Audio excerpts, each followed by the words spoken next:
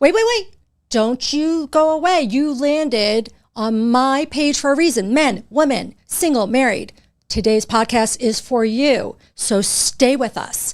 Today's guest is a coach on many subjects, but today he is talking about being a coach for men. You don't hear about that often. You heard that correctly. So if you're married or single, you're going to want to listen to this. And women, you're going to want to listen to how somebody can be coached on things. With that said, I'd like to invite to the stage of 50's AF podcast, Jeremy Roadruck. Welcome. Thank you, Nicole. It is awesome to be here. This is my first official podcast in person in a live studio. And I got to say, you guys are amazing. And you're like introducing it all so beautifully. It's like effortless. And I'm excited for this conversation. Thank you. Well, listen, when we spoke, I was just like, wow, you are so inspiring. You have and I never heard of a life coach in the way, I say life coach, sorry. I'll let you explain the coaching, but men don't, I would think, not lean into the concept of seeking out a coach. Can you talk to me a little bit about that? Yeah, I actually did a block of content on bending or breaking. And for a lot of guys, I got it. I'll handle it. I can do this. I know the answers. I'll figure it out. And then, bam, they get broken because life gets way too complicated and they don't have the resources and they weren't willing to ask for help. They weren't willing to bend, so they get borked instead. Bend in what sense? Bend of just, hey, I'm at my limit. I could use some insight. At my limit, like not getting success in whatever, whether in a relationship, marriage, or single? Yeah, it could be with their business. It could be with their finance. The hardest thing for guys to get help with is relationships, communication, and parenting. Because I have to believe in myself. I have to rely on myself. I have to know that I can handle the job. And to ask for help, that might mean I'm incompetent. I'm not capable. Where else in my life could that be showing up? And that doubt, that fear, it can be overwhelming. I would agree. And I think it takes a strong man to say, how can I evolve and change? And that's why, whether you're married, single, a man or a woman, your content is appropriate. And I think women, are here to listen or watch and hear you talk about what advice men can take that can up their game in dating and in life. And I think men can hear, hey, listen, this is an opportunity. I know you do this for a career as well, but let's talk about it. Talk to me about what it is you can offer men and what you see most that can help in the dating world as well as marriage. I mean, honestly, for both men and women. Yeah. The startling statistic is 80% of personal development is consumed by women, and women live longer than men do. So guys, there's a clue there. They're willing to invest in their personal growth and their knowledge, and then they live longer and they live better lives over time. Hey, their success leaves clues. Don't reinvent the wheel. I didn't ever knew that. 80%. Yeah, 80%. Wow. Because it's men will read something online, they'll see something, and if they agree with it, they nod at the screen and keep on scrolling. They don't comment. They don't validate. They don't acknowledge. They don't, oh, that's brilliant. Oh, I had a situation like that. They don't acknowledge it the way women do. And so it becomes less real, or it's just, yeah, I knew that. And it's like, that could have been a bigger conversation, or that guy acknowledging something could spark another guy to go, oh, that's interesting. I didn't know that. Yeah. And their world can expand too. So talk to me a little bit about how you coach a man that comes to you and in a way that can add value to dating or in their relationship, whether married or with a partner. Yeah. So really, I look at myself sort of a coach, but also kind of a mentor, but also kind of a strategist. And so the mentor is I made a lot of mistakes. I did a lot of dumb stuff. So you personally, or? Oh yeah, me personally. I've done a lot of dumb things. Yeah. And I got the scars to prove it. Don't you think, that's why I'm here, is I had my journey and this is the platform. I'm not perfect. I don't know what I'm talking about, but I talk about my journey, and our journey is what got us here. So you had a journey that brought you to being a mentor. Exactly. And for you in your life, you have this lived experience. Your willingness to speak up about it gives people something to connect into and go, I haven't walked that exact path, but I've walked something similar.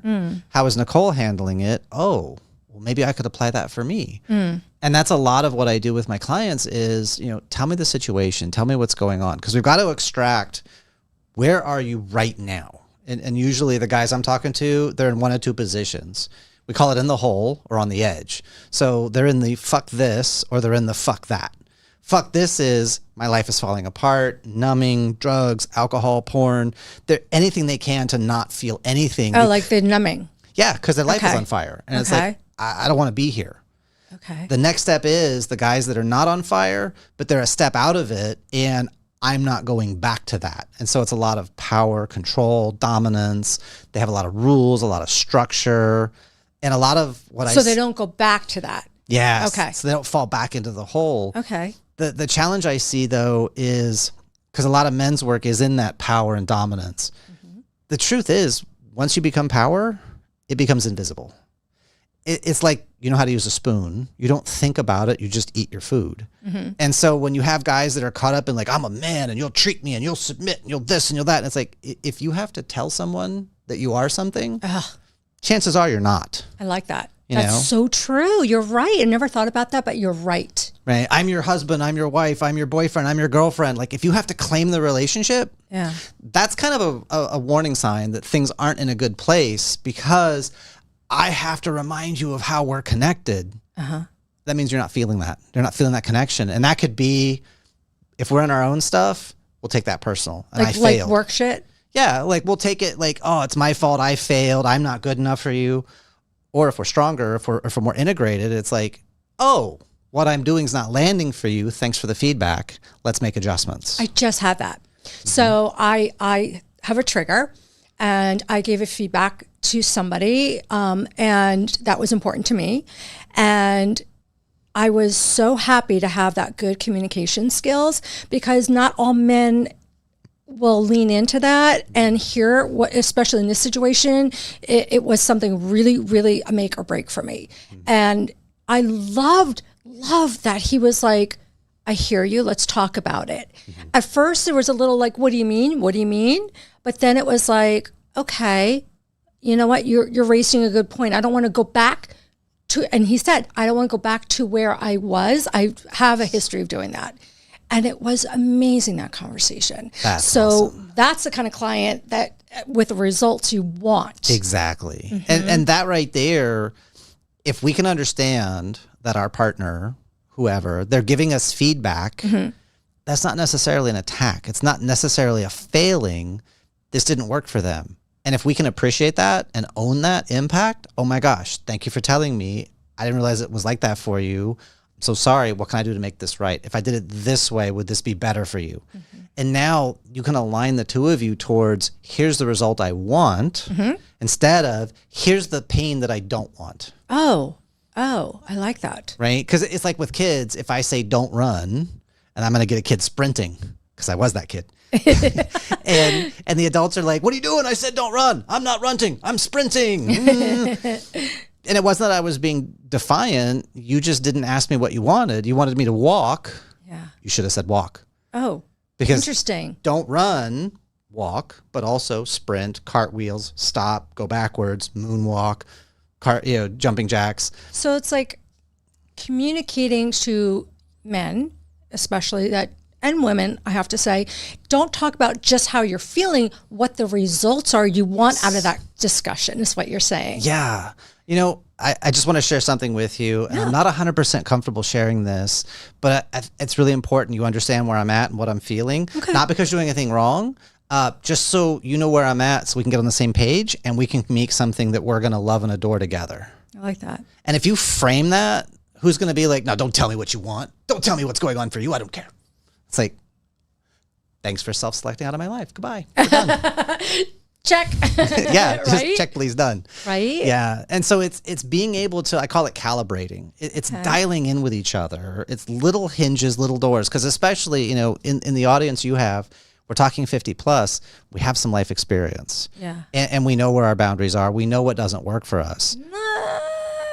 Not everybody, because I call it the hamster wheel, which is, fair. You know, you're not seeing results because you're doing the same shit. So like women and men, I'm all about mental health. I'm about, until you really go back and heal and love yourself, you can't be emotionally available. You're going to be in that toxic relationship and doing it over and over. Yeah, that's true. So I would think it's hard for men to kind of own that. I maybe it's a South Florida thing. I don't know, but I know you're from Ohio, and I don't know. Do you find geographically different men, clients tend to lean in more towards you? Like, is it For me, it's usually an age more than anything else. Okay. It's guys that are 40 plus. Okay. Simply because they've done the DIY, they're exhausted. Look, I don't care how it works. Just tell me what to do so I can get the result. Mm-hmm. They're kind of at that point of like, I don't want to reinvent the wheel. I don't want to spin my wheels. Yeah. Just tell me what to do. And that's where I come in as a strategist, because I'm like, well, what have you been doing? Mm-hmm. And how's that been working? And then what do you actually want? Because now we can build a bridge from here to there. Mm-hmm. And it's all based on the feedback. Like, it's not my job to tell you what's right or what's wrong, but what's going to get you where you want to go, mm-hmm. right? So I have a client, and when he's upset and he's in a disagreement with his wife, he gets very quiet. That's me. And he gets very quiet. Mm-hmm. But his wife is Hispanic. And when she gets upset, it's going to be this, it's going to be that, it's going to be like this. So she spins up. She gets high emotive when he gets low emotive. Mm-hmm. And it makes her more mad. And so I told him, it's like, you have to communicate more in her style, because for her, when you're upset, you get loud. When you care, you get loud. My husband gets quiet. He doesn't care. Oh, but she hasn't consciously said that, mm-hmm. but I'm looking at the behavior and how she's operating. Mm-hmm. And so then it's like, you still use your words and you don't stay there, because he's like, I'm not going to yell at my wife. I'm like, you don't have to yell at your wife. You just got to get her attention. So how would you say, I mean, because I don't think yelling is a healthy thing. Not really. Okay, but so reframe that. So it's like, what do you mean? So when she goes high amplitude, she goes high energy, then mm-hmm. he needs to meet her at that place. And she's like, this is ridiculous and I don't want to do this anymore. And then what you want to do is enter at that same speed, cadence, pace. You're exactly right. I don't want to live like this either. It really matters to me that we figure out how to get on the same page. And I really want to connect with you on this. So that's her love language. Yeah, he's meeting her at this high amplitude, mm-hmm. and then you draw back down. It's a process called mirroring and matching. Mirroring and matching. Mirroring personalities, right? But then pacing and leading, because you don't want to stay at her place because he's not comfortable there. He doesn't want to yell at her. So he meets her, and within about 10 to 15 seconds, you begin to come back down to where you want to be. And if you've done it well and you're in rapport, you're in connection, they'll follow you back down. Oh my gosh, this matters to you. I'm so sorry. And now she's chill and you can have a productive conversation. Mm-hmm. But if every time she goes high, he goes low and they mismatch, she feels more misunderstood. Mm-hmm. She feels less safe. She feels less heard, because he's in his, if you want to argue with him, go quiet, improve your argument. Right. But he's not arguing with himself. Mm-hmm. He's arguing with his wife. And so he's got to meet her where she is and then go to where he's comfortable. Interesting. Yeah, let me give to first versus demand you do it my way.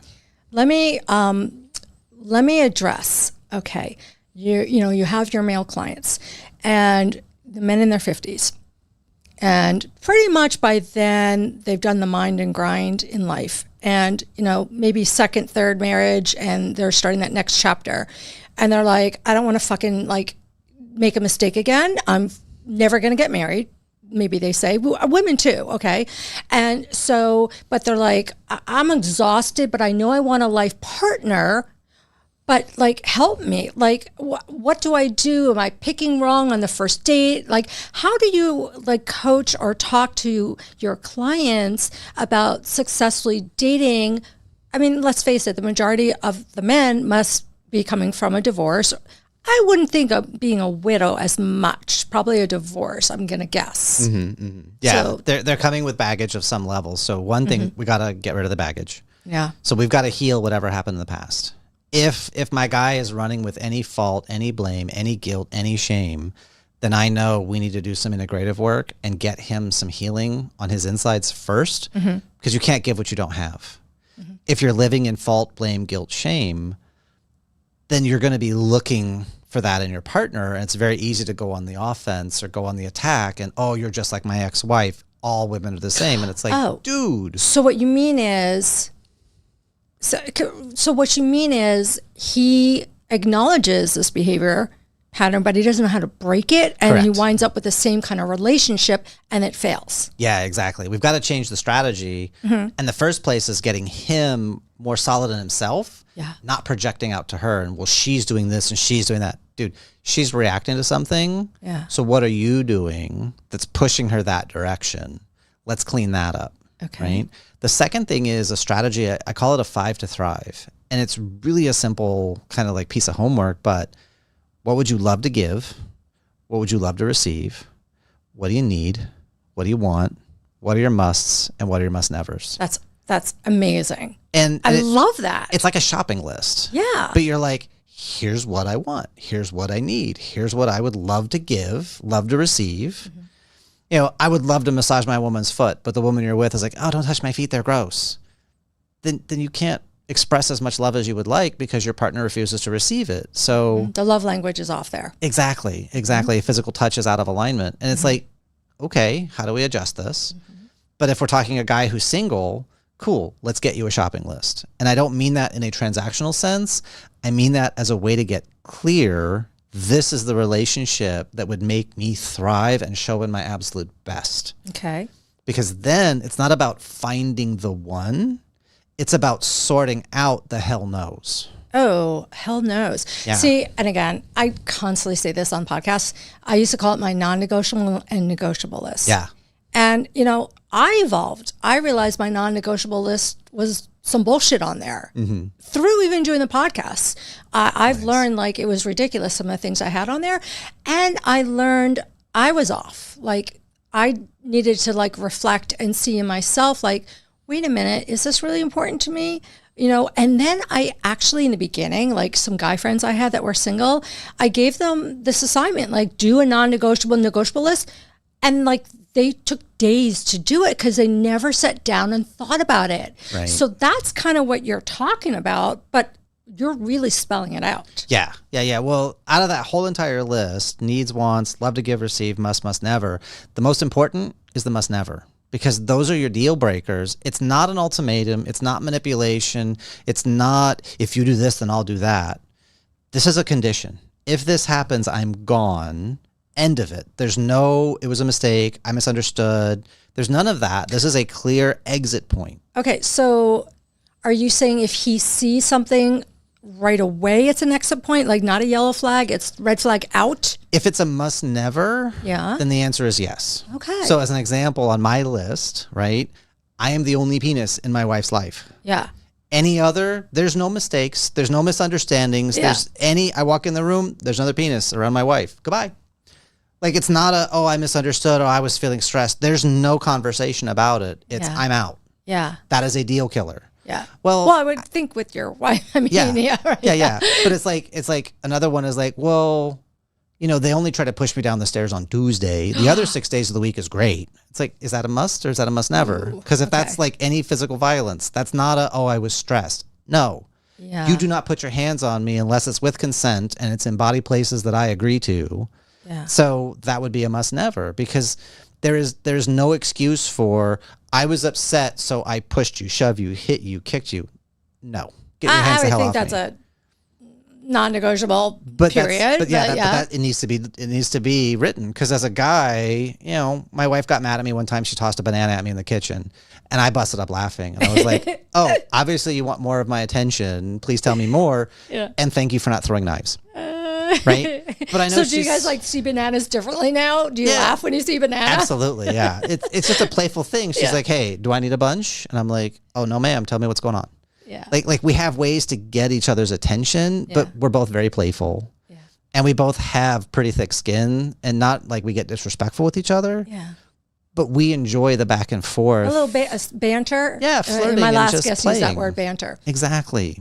Mm-hmm. Yeah. So, you know, really it comes down to get the healing you need for yourself, guys, and then get clear on what you need to thrive, because then you can find a woman who will love and appreciate you being your authentic self. And chances are, if she's cool with that list, she's going to thrive because you're going to appreciate her being authentically herself. Right. And what I'm guessing is a lot of men don't know, and women don't know what they need to thrive. No, they don't. No one's ever really asked them that. Right. Yeah. They always say, don't do. Don't run, But don't run. What is it you need to thrive? Yeah. Yeah. Yeah. My wife and I only have 2 rules. Stay out of the friend zone and be honest. And if either of us feel like we're being pushed into the friend zone, time to get honest. What do you mean friend zone? Like try to initiate physical contact, try to initiate intimacy, and it's like there's a wall up. We're being pushed away from a certain level of access to each other. It's like, Okay. oh, what's going on? Time to get honest with each other because we both enjoy a physical relationship. I mean, she's amazing and I'm lucky to have her. By the way, that's beautiful to hear. And I think if a man, I mean, you're sparkling right now talking about her, and I'm really seeing that. And that's beautiful. And what's your wife's name? Her name is Autumn. Autumn. You're very lucky. Force of nature. Yeah. So, a lot of men in their 50s that are getting back into dating, let's just say, they may be frustrated, angry. They may be dealing with a lot of stress. They're also almost at the point where they're getting ready to retire. Mm-hmm. So do you find because again, revisiting back to predominantly, we're talking about somebody out of a divorce, a toxic relationship, typically multiple times, not just one. Yeah.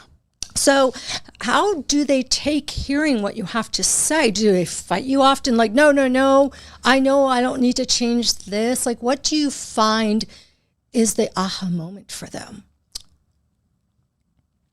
For a lot of guys in this relationship situation, they have defenses that are up because they don't want to be taken advantage of. Mm-hmm. They don't want to feel like they're just a cash cow and they're being milked. They really want to be loved, respected, and admired.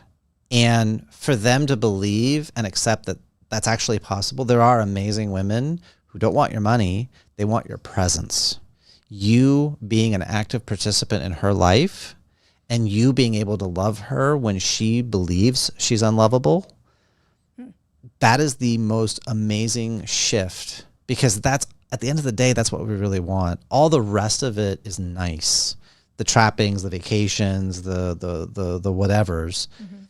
But you make a woman feel seen, safe, heard, respected, admired, she will follow you to the ends of the earth because you make her feel a way no other human being ever has. You couldn't have expressed that better. Thank you. Yeah. I know personally, that's me. Yeah. And it's simple. I don't like when people say, don't sweat the small stuff. I'm like, no, the small stuff does make a relationship. Like, I had dated somebody once and he would know my schedule. Mm-hmm. And he would look for my car in a parking lot. I would come out and there would be flowers in the door. Nice. Okay. Or like, somebody, it's like the little things do make a difference in a relationship. You don't have to go bring out the credit card and make a big purchase. I think the little things actually do make a difference. Mm-hmm. What do you feel about that? Yeah. My mom actually gave me advice when I was very young and just started dating. And she was like, find somebody who likes a lot of the same food you like. Oh. Because you're going to be eating a lot of meals together. And if you're diametrically opposed in spices and flavors, wow, every meal is a battle. And it's like, oh, why do we have to have that again? Why can't we just eat this? Oh, you eat so simple. It's like, that's a battle. And it's like, find somebody that you can have these little touches and you both grow each other. You both offer opportunities to experience different flavors of life, mm-hmm. but there are values that overlap. There are tastes that overlap. Mm-hmm. Like my wife, when I met her and her family was like, oh, she's always so picky. And it's like, well, she's actually what's called a super taster. So certain foods like kale is like wax paper to her, except when you put it into an Italian soup and you wilt it, because then the flavor comes out and the mouthfeel is different. Mm-hmm. But nobody ever made her zuppa toscano before. So how's she going to know that? Mm-hmm. My wife also eats snails. She never had snails before she met me. She also eats like more foods now because I'm open to flavor experiences. And if we like it, we'll get it again. And if we don't like it, we learn something. It's really funny because I think with the right partner, you're more willing to try things. I find that with me personally. Do you see that? Yeah, they make you they love it so much. Like, I want to experience that with you. Yeah, like a simple thing. I've never had Thai food. And then the person I'm with was like, try it. Yeah. And because I trust him, I was like, okay. And like, I'm noticing that side of me that never came out. No one ever brought that out of me. Right. You know, that like, just even with my dogs, come on, let's take the dogs here. I'm like, oh, no, they don't know that. It's okay. Right. I love that somebody could bring that out, like what you brought out of your wife, Jeremy, Right. you know, is beautiful, that you gave that beautiful gift in a sense, you know? Yeah. And she does the same for me, because there's experiences that she's like, well, let's just go. And it's like, in my head, I get like kind of masculine.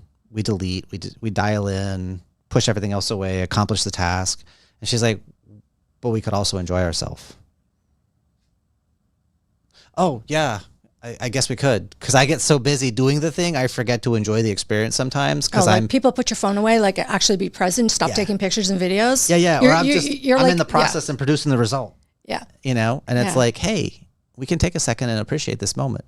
Oh yeah, you're right. Damn. Thank you, woman. Like, it's nice to have that person that's like, she does heart checks. Like I do head checks, she does heart checks. Like, hey, are we in a good place with this? Interesting. I like that. I like that. I know you have a book out.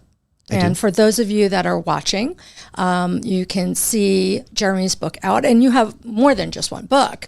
But I want to allow you an opportunity to kind of talk a little bit. There's something about the C's. I don't remember how many C's there are. Clarity, you know. Clarity, could you walk confidence, us? Yeah, I think that's really important.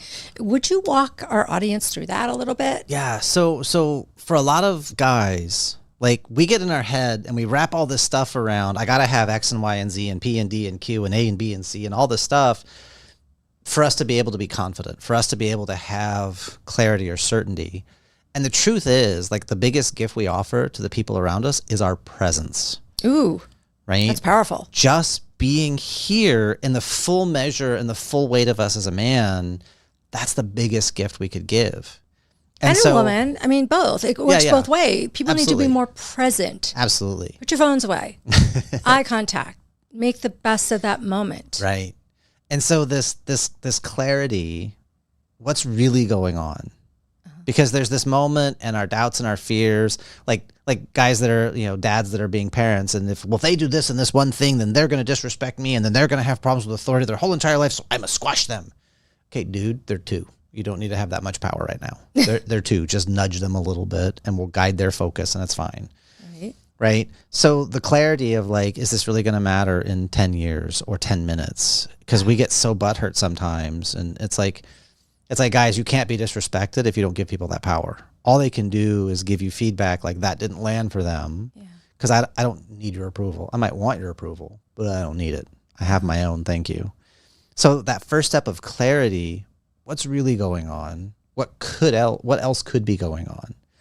From that clarity, then we can begin to move towards confidence. And confidence, in a simple way, is I have the strength to believe in myself and my hopes, my dreams, my goals, and my abilities. Confidence is something we build over time. It's not I can just hand it to you, like I'm just going to give you a pencil and I'm just going to give you confidence. So it comes from trial and error. It comes from make a mistake, recover, learn, adapt, feedback. But as we play in that clarity and that confidence, we begin to grow this thing that's called certainty. And so when I speak, I'm certain of what I think and why I think it and why I'm proffering this advice. I don't ever say I'm right, because I don't know that I am. That leaves me open to feedback because, I did this thing a certain way. Didn't work for this person. Okay. Cool. Thanks for the feedback. I can make adjustments. Right. I'm open to that growth. And so those are like the three critical C's, is that getting that clarity, creating that confidence, and then between the two of those, you can find your certainty. And then that's the biggest piece for us as men, and really in a relationship to work as a couple. Do we have certainty in each other? I got your back, you got mine, come hell or high water. I am curious, for men, from their perspective, I think about this all the time. You're in a relationship, you've raised a family, you built a career, you're an empty nester, you're heading towards retirement. Where are you both now? Do a lot of men like find, and women in a relationship, like, we've been together 20 years and we are so different because we evolved, and the distraction of business and building and raising the kids. Now, what do we have in common? And why are we fighting? and all these things. Do you think that leads to a lot of divorces at that pivotal time of just before empty nesters or during that time? Yeah. So we actually have to walk backwards into men go through stages of maturity, right? And we can use kind of Middle European models. There's what's called a page, which is a knight wannabe. It's a young boy. Look at me. Look how strong I am. Look how brave I am. Look what I can do.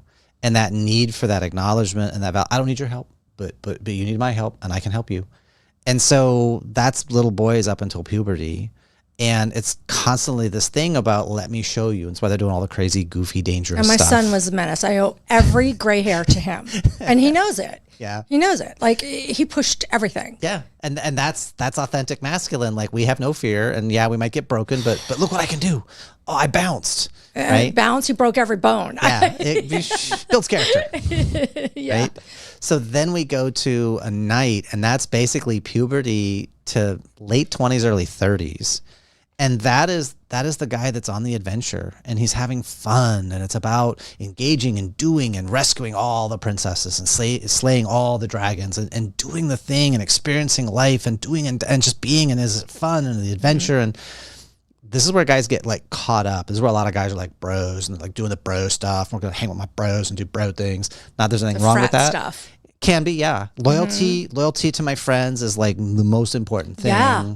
Yes. You know? Men are, I mean, like, my kids are 27, and, you know, in New York City, for example, men in their 30s and 40s now don't even want to be in a committed relationship. Mm-hmm. They just want to bro. Yeah. They want to still be in that frat life. They're not ready to commit. We would call them, they're still knights. Yeah. And knights are about the fun and the adventure. They're about the journey. There is no destination. And this is where women who get caught up with knights, where's this relationship going? And he's like, well, we're going to dinner. Yes. And that's not him being a jerk. That's as far as he's thinking. Yeah, it's so frustrating for women that want to commit. Right. And they're like, how much older do I have to date, right, you know, to get a man that wants a committed relationship? Right. But it's not about age. It's about where he's operating as a knight, as a prince, as a king. I mean, I know some 50 plus guys that are still in that Still knight knights. stage. They're still knights. 100%. Yeah. Now that you clarify that. And for some men, they never get past being a knight. And it's not a wrong thing. It's not that they're broken or they're doing things wrong. That's him being authentically himself. That's just who he is. He's just here to have fun and experience life and have it be an adventure. And that's kind of the type of king he is, where he's not, I'm not building a kingdom. I'm just not. I don't want to. I want to go do my thing. I don't want to be tied down. I don't want to have all the responsibilities. I don't want to have all the structure. Is it because of fear of the past? It can be. It can be a fear. It can be a wound. It could be what he saw his dad do. And it could just be authentically himself. And it's just, I know who I am. And I'm not the type of person to make attachments like that. So it's hard when you see a behavior, what's driving it. There can be lots of stories behind it. And it takes a little bit of investigation to figure out. But for the guys that are going to become kings, at some point they come back from an adventure and they look around and it was fun and this place is kind of a mess. My life's kind of not going anywhere. And then he sees the kings. He sees the guys that are making impact, that have the life, that have the house, that have the family. They look at that and it's aspirational, like, oh, I want to be like that. And so then he shifts into what's called a prince. And a prince is all about building the kingdom.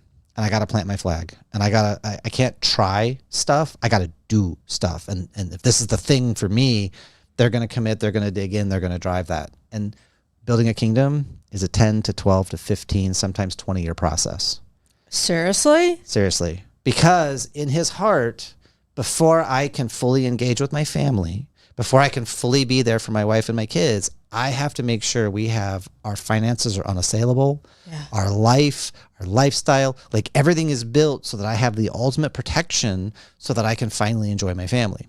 Problem, they're moving on and the kids are growing up and they're in high school or they're in college and they're like, my dad was never around, my dad was working. And now he hits a place that's called, basically it's called the tunnel, because I just spent 12, 10, 15, 20 years building and my family just left me because like, oh, if you loved us enough, you would have been around. And he's like, no, I built all this for you because I love you. Like I sacrificed my life. I wanted to be with you. We hear that all the time. I wanted to be with you, but I had to go build. I can't not.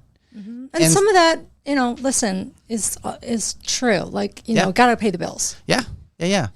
And so So then he falls into a place called the tunnel. And this is where a lot of relationships fail, because the man is losing himself, because he's always defined himself and his course of action, and he had a sense of purpose and he had a sense of direction. And it cost me my relationship with my kids. And my wife is angry and resentful, and she's hurt. And actually, she has a right to feel that way. God, what an idiot I am. Why did I do this? And then he's got between 6 months and 3 years of essentially unraveling, and everything in his life he questions. And I don't know why I did this. And that's often... So they become broken, really, is kind of what you're saying a little bit? They have remorse? Well, it's less broken, and it's more caterpillar in a pupa becoming ooze. Oh. Because everything, it's a very uncomfortable existential place. Everything unravels. Everything he's used to define himself up to this point is all falling apart. Because I did this thing that I felt was right to build and do and accomplish, and it cost me my marriage. It cost me my kids. It cost me all this stuff. What the hell was wrong with me? And now he's in this place, and he's lost in his emotion. And the wives are like, look, I put up with your crap for 10, 15, 20 years. I'm sick of it. Get your shit together or get out. Right. The resentment is so high, and the resistance is so high. Like, I don't even care anymore. I think you're just messed up. Right. And that's when a lot of relationships fail. Right. And it's not for either person intentionally trying to screw the other over. Yeah. They're both trying to be authentic and true to what they're experiencing. Right. And for her, without knowing he's going through these phases, because most guys don't know these phases exist. Yeah. But she's genuinely like, if you love us more, you would show up. If you cared, you would this. And she's using what her model of the world to judge him, instead of how do you handle a prince? How do you handle a king? Because guys are way easy to handle. They are. If you can appreciate where they're coming from, yes. I mean, women and I talk about this all the time. Yeah. I don't like the word train a man. Right. I hate when people say, oh, he's trainable. Right, First of all, 50s, 60s, they're done, in my opinion, on a lot of things. And this is where, as we're wrapping up, unfortunately, but like, this is where, it's a little cloudy, because you're saying something different than what I'm saying, which is, listen, he can change maybe for 3 months, but he's going to revert back to the person he was unless he's done what you're talking about. Yes. Okay. 1000%. Okay. Because he's got a gravity. He's got unresolved stuff. Yeah. He's got a way of operating that's a comfort zone. Yeah. But dude, what you did got you what you didn't want. We got to change the strategy. And it's not that you were wrong for what you did, but success leaves clues, so does failure. And you sacrificed your relationship. And to go back to your question, this is why the things get in trouble is when we hit the empty nest, when we're retiring from the career. Why am I alive? Fastest way for a man to die is 2. Number 1 is his wife dies first after a long marriage. Right. He's got like 3 months, sometimes 2 years. Very common. Second way to die is retire and take up golf. Because the minute a man loses a reason to exist, why am I here? And he dies because like there's no purpose to me. There's no point to me. There is this saying, I don't know if you ever heard of it. I married you for life, but not for lunch. And what that means from a woman is like, once you retire, like, I got my own life all these years. I don't want you at my hip. And for me, I think like I'm attracted, a man that stops using his intellect, I think is dead. Like you need to still feed into that as a man and not completely just like golf every day. Right. You can't. Right. And I think any man that says that's fulfilling isn't being honest, actually. I think, what's fulfilling about just doing one thing every day or every other day, but keep that mind going, keep it going. Like I don't have to be doing the podcast. I don't have to be doing this. Right. But I love it. Yeah. And I love the energy and my mind thinking and meeting people like you, Jeremy, and like communicating and knowing that maybe I'm helping other women out there. That's awesome. And I think the same thing. The minute men stop, it sucks. Yeah. Well, for a lot of guys, though, just doing the one thing every day, but this is the thing I love to do. And for them, that's not a limitation. Mm-hmm. I hit my groove. I finally can do the thing. Mm-hmm. My dad does golf a lot, but he's also a deacon in the church. Oh, wow. And unfortunately, my mom fell and had some critical brain trauma, so he's got to like take care of her to some degree. So sorry to hear that. But my dad has bigger reasons to live than just he gets up, he goes play golf, he comes home, and that's it, right? Mm-hmm. He's actively involved in a life with my mom, And that's the key I think we're both in agreement on, is that having a life where it's not your partner's not window dressing or a convenience or something you just put on and take off, like a brooch or jewelry. We're integral. We're having this experience of life and love together. We're exploring the world. We're exploring each other through the things that we're doing together. You know, my wife and I have talked, because our daughter is 9 right now, and it's like when we're empty nesting, like, dude, your job you can do anywhere, so we need a laptop and the internet. We can go get a motorhome and drive around. We can go visit. Yeah, cool. Yeah, like there's things we can go do, but it's you're my favoriteest person in the whole wide world, and I never get bored with you. And we both feel that way. So it's like a deep relationship, but I also think if men dating in their 50s and 60s, they're like, oh, I want that, arm candy, that young little hottie. Okay, here, let me just explain. I wonder if this conversation comes up when you are talking to your clients, which is, all right, at some point you're not going to have sex. Right. Sex might be awesome now. Right. Right? Okay, so sex is off the table. You aren't going to be parenting, so that's off the table. Right. Now tell me, in your life, what are you looking for in a partner to do every day, and define that? I think a lot of men, I'm putting this out there, I could be wrong, forget, like, hey, as much as your ego says you can get it up every day, eventually you're not. Right. And that sex is going to go away. Yep. Beauty is fleeting. Where are you at the end of the day, and the partner you're choosing or dating and looking for? And I like you used a word about, you were talking about, the clarity and where you're going. And I think men and women need to really define that for themselves. Yeah. For the older guys, the big thing that carries them is being respected, being admired, and for a king, having what he provides be received. And the challenge is guys that are older, dating women that are older, post-menopause, women are moving more into their masculine, much less chill factor. I'm not putting up with that crap. Like, nah, I may have done that in my 20s. I ain't doing that now. Hell yeah. So true. It's true. It's true. Right. Well, it's hard for guys at that age to feel admired. They want to be the hero. And it's like, but I can't be her hero because she got a bigger dick than I do. And it's like, because guys are moving into their feminine as they get into their 50s, 60s, 70s. Really? Yeah. Really? Well, think about it evolutionarily, right? Guys that are in their 20s, young, dumb, and killed on the battlefield, nobody cares. Right. They're not that smart. They're not that wise. A guy who makes it to 50, 60, 70, 100, 200, 500 years ago, that's a knowledge base. That's wisdom to be preserved. And so then he starts to become more socially driven. You mentioned the guy that's going to get attached to the hip. And it's like, get off me, I have my own life. Yeah. Because he's moving into his feminine. He wants more connection time. And let's get together and let's sit around and let's talk and let's do stuff. And, and she's like, nah, I'm feeling good. I want to go out and do things. I mean, my grandmother was 92 and she took a trip to China, took a trip to Egypt. That's awesome. By herself. Because she wanted to, right? And grandpa passed away when she was in her 60s. So she had like 40 years without him. She didn't pass till 101. Wow. She had a whole life without him, right? But I'm not going to sit there and sit around and pine and feel bad. I'm here. I loved him. He's gone. I grieved. I'm going to go play. I'm going to go enjoy. And that is a big thing for widows to hear. Like, I'm 55 and, think about it.